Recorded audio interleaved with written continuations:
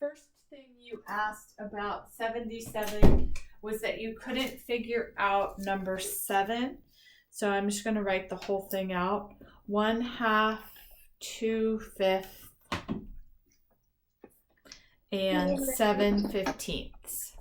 So we have to find a common denominator that goes into 2, 5, and 15.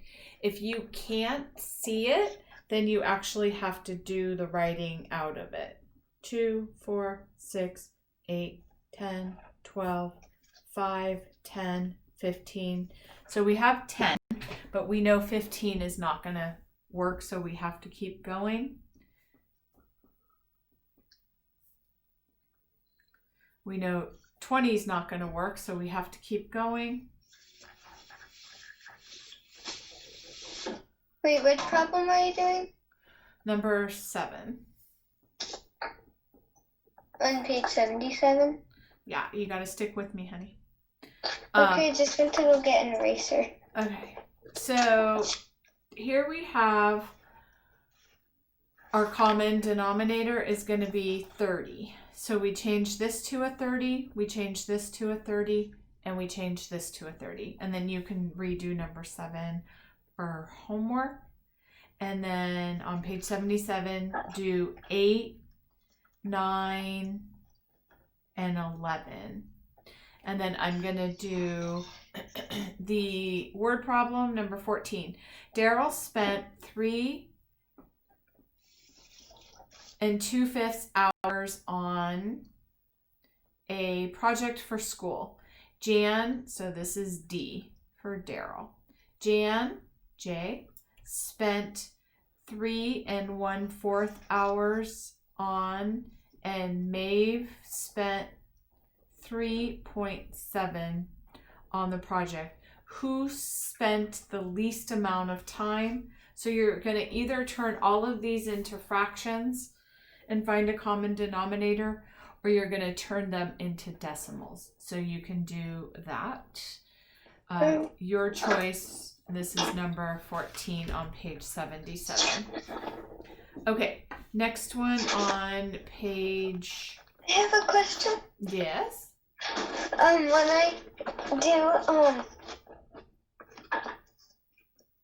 I make them into a fraction and do the like the common denominator, whichever, like for the numerator, whichever one is smallest is the smallest fraction, right? Correct. Or yep. Okay. And then for number 3 on the previous page, which was I don't know, you have this symbol here, so I can't see what page it is, but you can check and see which page it is. It's page 74. Then you did 3.54, and that is true, but it's $3.54, so you have to have a dollar sign. If I was your real teacher, I would actually mark it wrong, because it's not 3.54, it's $3.54. Now, last year I wouldn't mark it wrong, but this year I would, because we have to always remember we need a label for our answer all the time for word problems. So this word problem is going to say the name of the person who spent the least amount of time. So whoever it is, and then you're going to say spent the least number of hours. Everything always has to have a label. Okay, so we are going to go to the next section, which is or not the next section, but I'm going to do the next video for the next part, which is page 85, and it is finding the product, and I want you to try the cross cancellation like we talked about last time.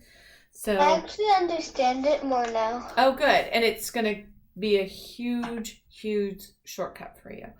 So you'll see, I think I did this in the last video. Sometimes it'll be 3 numbers. It could be 4. It could be whatever. You just multiply all the way across. So that's totally the same kind of problem. If it's in parentheses, we do the parentheses first, keep everything in order. Or also, can I do like 3/4 times, what page is it? Right here, 85. Yeah, can I do like 3/4 times 1/3 and get that answer, then whatever the answer is, times that by 2/5? You can, but it's way too much work. Why? It's just easy.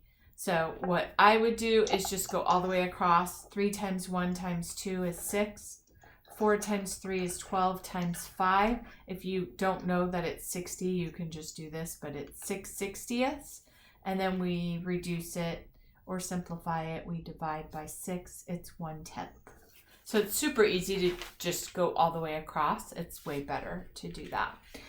Okay, so I'm going to do number 12. Jason ran 5/7 of the distance around the school.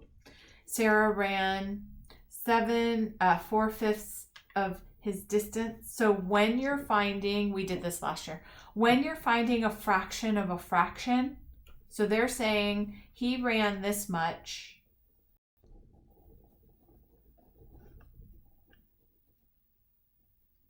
I'm just estimating because I didn't put this into sevenths. Here, let me actually just put it into sevenths. So 1, 2, 3, 4, 5, 6, 7. He ran this much. And then of that, Sarah ran whatever amount. When you're finding a fraction of a fraction, you multiply. So it's 5/7 times 4/5. It doesn't seem like it's multiplying. It seems like it's dividing or subtraction, but it's not. Every time you're trying to find a fraction, they give you this, and then they say, and then Simi ate this.